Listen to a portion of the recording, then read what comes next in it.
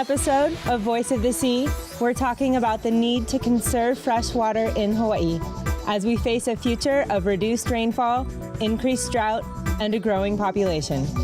We'll learn from experts about how to protect our most precious natural resource in our homes and in our communities.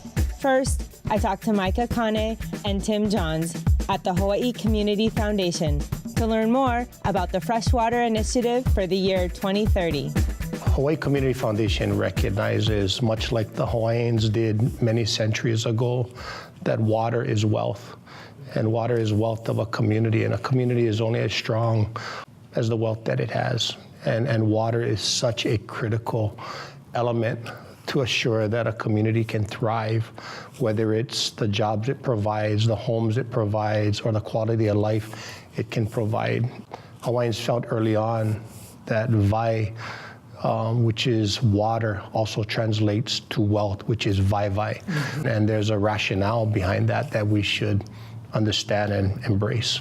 We all need to be at the table in the different environments that we work, whether you're a constituent and a homeowner in a community, a legislator trying to craft policy, a business maker trying to make a profit, or a nonprofit that's passionate about this issue. We have to take off our own personal jerseys, and we got to put the Hawaii jersey on. Water is the most critical element for our long-term success as a place. We need to put ourselves in a position where we are determining our destiny. We asked the scientists to come in and tell us, what do our aquifers have now? What do they produce now? And we did an estimate of what the demand might be going forward in terms of population growth and what the impacts might be from increased development and from climate change. And then we made this estimate of 100 additional. We need 100 million gallons per day by 2030 just to keep us where we are today in terms of having a sufficient groundwater supply that's sustainable for the long term. Having that kind of sustainable groundwater supply in place will make us much more resilient no matter what happens around the rest of the world, whether the sea level rises, et cetera. Next, I catch up with Reggie Castanares at the Plumbers Fitters Training Center to learn about the role of plumbing in conserving fresh water. For the plumbing and mechanical industry, we're like the protectors of water.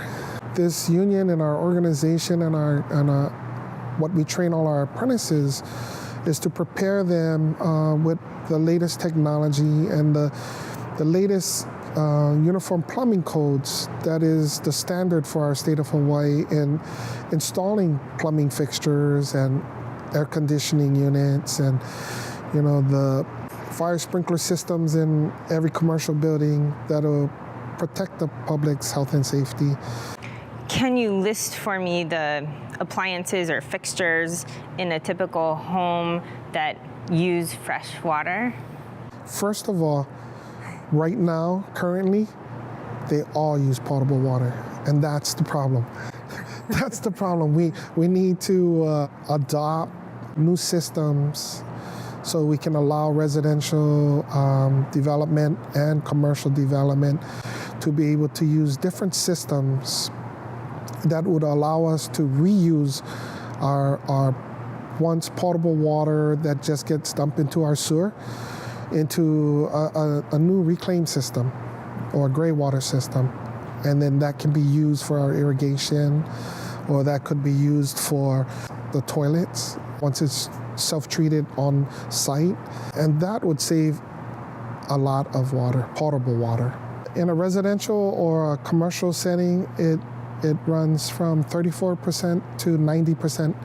That is potable water used on non-potable water fixtures. Just stepping back and reflecting on the idea of using the most current uniform plumbing codes to create a dual system that you can save roughly 34 to 90% of your potable drinking water. You could save our future of water. Because we're an island, the mindset is different. I cannot weld you a pipeline from another state or from Canada to bring water to Hawaii. If we don't try to preserve water, we're not going to have water.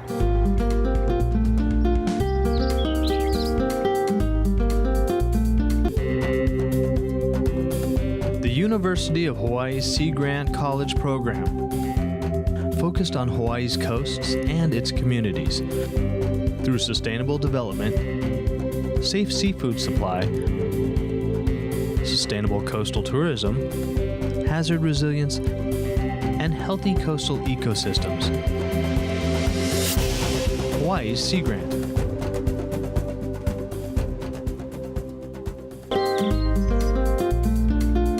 Welcome back. I'm talking with Barry Usagawa at the Honolulu Board of Water Supply about the need to conserve fresh water amidst the increasing demands from our growing population. We just finished a water master plan back in 2016 where we identified metrics and targets on where we want to be. We assessed the entire water system, pumps, reservoirs, pipelines, treatments, all of the infrastructure, and found that we are not replacing the mains fast enough.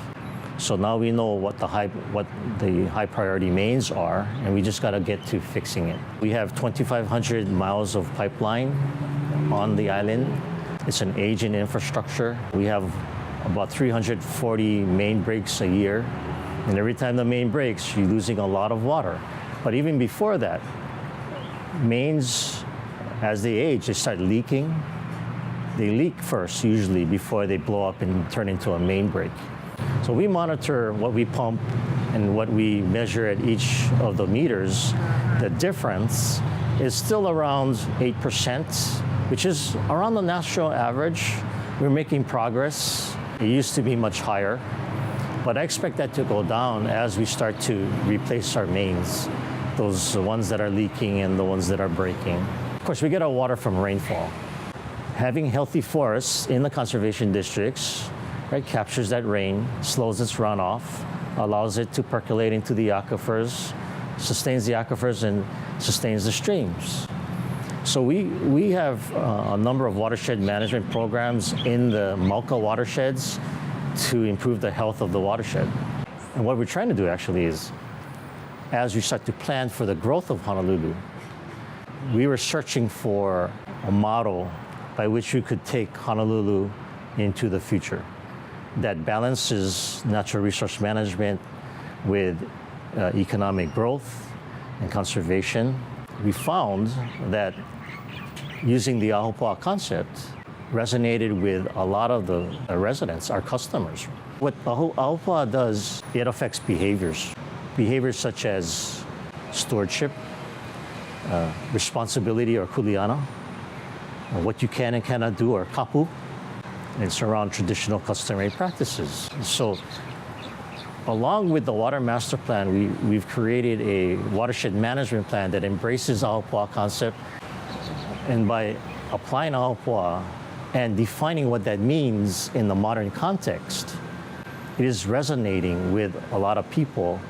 And we find that how Native Hawaiians sustain themselves for centuries in pre-contact Hawaii is the model for Hawaii's future.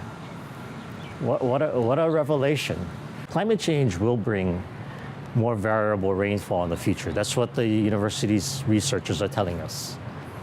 There's going to be more intense droughts. There's going to be more intense floods. So the future may be drier, but when it does rain, it's going to come down in buckets. And we've seen flooding in Ainahaina, in Manoa, the last decade or so. So how can we capture that stormwater and reuse it? We can do that two ways. One, we have 4 dams in Nuuanu. One project that we're working on is capture the stormwater in Nuuanu 4, which is the biggest one at the very top. Drop it down through about 2 miles of pipeline to Nuuanu 1. That's a 600-foot drop in elevation, right? And we run that water through a hydroelectric plant and make renewable energy. Then we take that water and filter it and inject it into the ground, and it recharges the aquifer, which happens to be right above one of our large pumping stations, our Kalihi pump station. That application of stormwater and managed aquifer recharge and hydroelectric generation is new technology, but it is definitely following the concepts of Aopoa. It's the same values. Now that's at the reservoir level.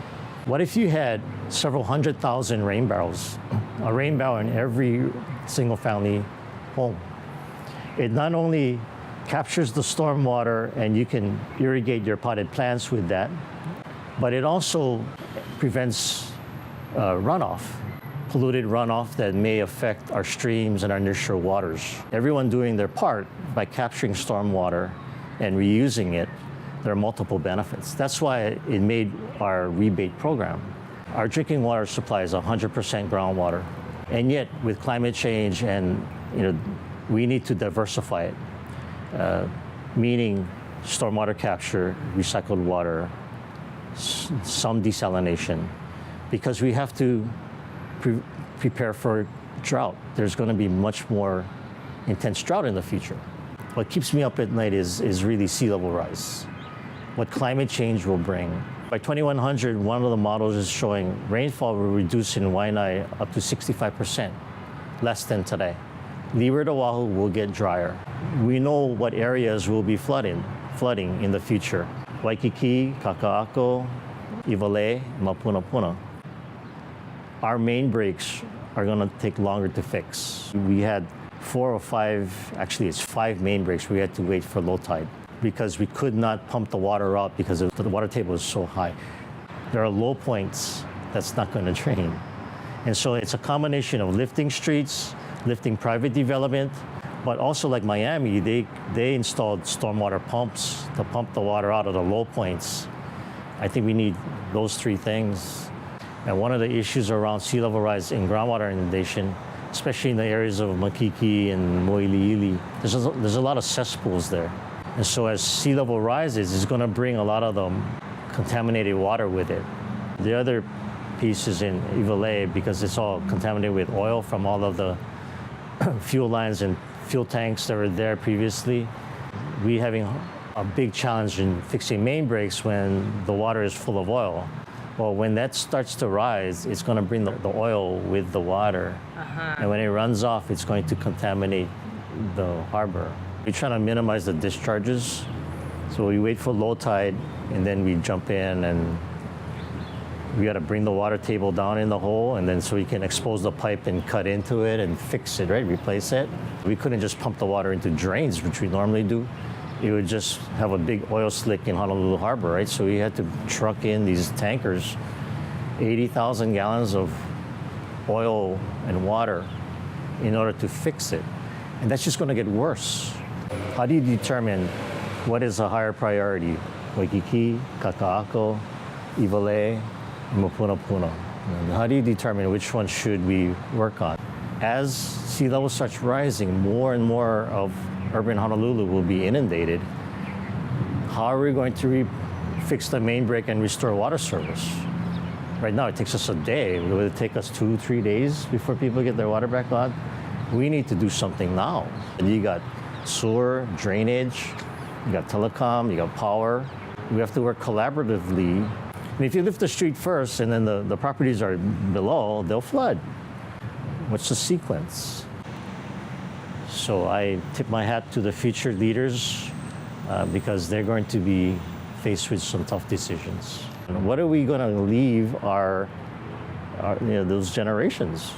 Are we going to leave them with a solution, or are we going to leave them with a problem? And there's some hard decisions to make around retreat from the coastal areas. In rural areas, it's easier to retreat. Urban, you have to adapt, you have to lift, because you cannot retreat. We cannot move Waikiki. We cannot move Kaka'ako. We have to adapt to that. By 2040, you have flooding 24 times a year. That's 22 years from now. We need to get going on it. And so we're trying to do our part. We are looking for a few heroes, mentors, trailblazers, innovators, a passion to change lives, spark curiosity, open hearts, and awaken minds, help students answer the question, who am I? This could be your calling, but this is no job. It's the journey of a lifetime. Be a hero. Be a teacher. Welcome back. I'm touring the Hui Kū Maoli Ola gardens with Rick Barboza to learn how native plants can help conserve fresh water. When it comes to landscaping for water conservation, the term xeriscaping is always, utilized. And when people think xeriscaping, a lot of times they think, oh man, I just got to decorate my yard with rocks and cactus. Right. But that's totally not the case. Whenever you treat your landscape like you would a restoration, you're automatically turning it into a xeric garden or a xeriscape because you're matching the plants to that environment. The water requirements that would naturally occur there is what the plant needs. You don't need to do much more additional watering to the plants once they're established. Not only that, they help capture a lot of the water that otherwise would have been lost to runoff. Literally everything that we grow can be used in a xeriscape.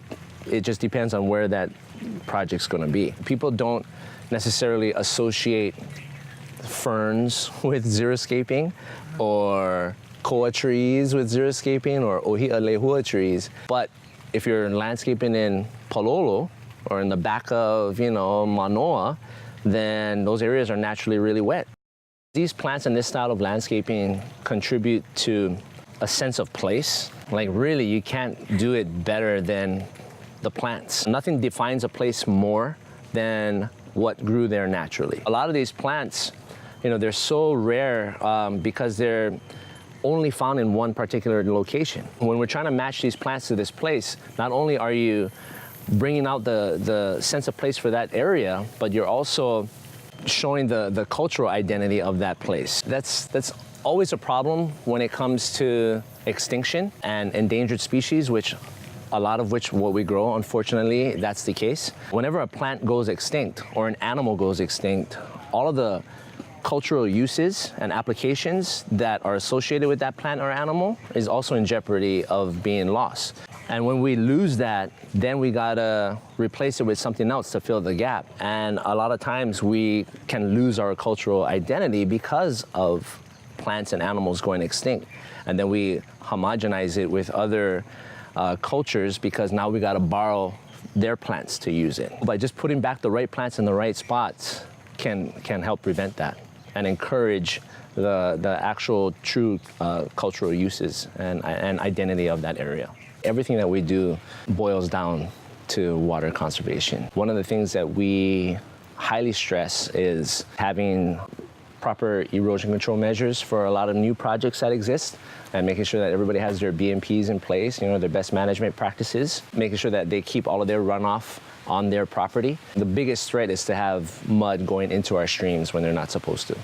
We've even turned impermeable surfaces like driveways into lawns so people can keep their driveway and use it as you would any other driveway. There's certain geotextiles that you can put in underneath of your grass. Do that. Are you talking about like those cement things where the grass grows in between? No, it's actually an underlayment underneath of your grass that protects the roots of your grass so it doesn't die when you run it over. Me and my business partner, Matt Kapaliku Sherman, we started this business in Waimanalo back in the late 90s. Our focus was really the native plants because we grew up in Waimanalo, and Waimanalo is kind of the plant nursery capital of the state. So when we both got into college, my degree's in zoology, his degree's in Hawaiian studies, wanted to put native plants in our yards. So we figured, there's tons of nurseries around us, let's go shopping. And when we go shop, what we grew up with thinking was Hawaiian really wasn't Hawaiian. And it showed in these nurseries because they weren't really growing the plants that we were reading about. When it comes to plant importance, like everybody's asked, what's your most favorite plant? And I can't say which plant is my favorite. That's not nice. And I don't really have a favorite, but I can easily tell people like which plant is most important. And it's easily ohia lehua. From an ecological and a cultural perspective, there's really no plant that that comes close, I think. Just the amount of other creatures that depend on it, including ourselves, for survival. Everything from birds that feed off of it or nest in it, to snails, to other insects, either feed off of the flowers too or might bore into it. Even the oopu in the streams depend on ohia lehua. How? because ohia is one of the best plants at capturing water to feed our streams. And it used to be such a dominant tree in all landscapes, natural landscapes. And people often have a misconception as to thinking that ohia lehua can only grow at higher elevations or in real wet environments, which is totally not the case. You think about like new lava flows and eruptions that just happened on the Big Island. The first plant that's going to start to take over that lava flow is going to be ohia lehua. What are the physical attributes of it that help it to collect the fresh water?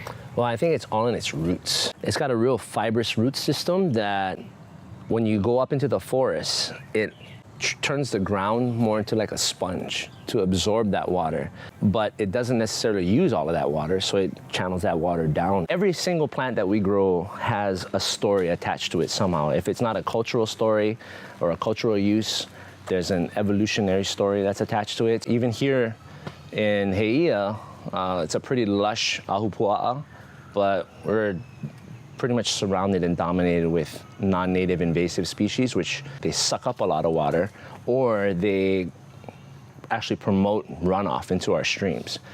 The theory behind utilizing native plants is you put plants in the ground that evolved to live in that environment. You actually help to improve the overall native community of species within the area. A lot of our native insects and birds and anything that could potentially benefit from our native plants are restricted to areas that are inaccessible to a lot of people. Every house that we landscape, we are providing little stepping stones for these animals to utilize and spread their wings to reach more area. You talked about grasses as a way to prevent erosion, but most of the time when I look around, I see non-native grass. I mean, I have non-native grass in my yard. Up until recently, that was our one limiting non-native addition to our landscaping was the lawn. We've done a lot of restorations utilizing native grasses. However, those grasses aren't typical for what people would often assume as your lawn type of grass. But recently, we started growing another grass that we found that kind of does fit that role. And what we've done is this one particular species of grass, which is called Maniene Ula, we've collected from different populations at different elevations, and we crossed them all together to try and develop a more durable plant that can handle various environments. We're actively trying to propagate it as much as possible in order to fill that gap that we were missing. And so now we're able to produce a landscape that is 100% either native or with a few Polynesian introductions. What I do is I just collect the seeds like this, and then I sprinkle them on these seed trays. And then these are all of them germinating. Can you tell me the name of that plant again?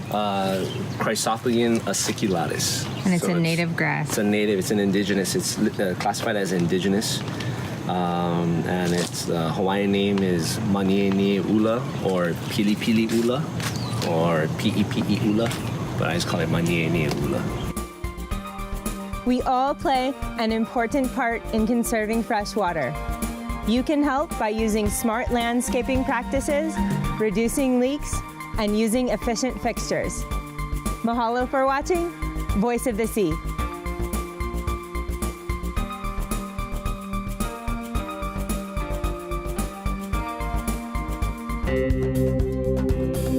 The University of Hawaii Sea Grant College Program, helping coastal communities of Hawaii and the Pacific through research, education, and outreach. Serving the community, from elementary to graduate students. Hawaii Sea Grant.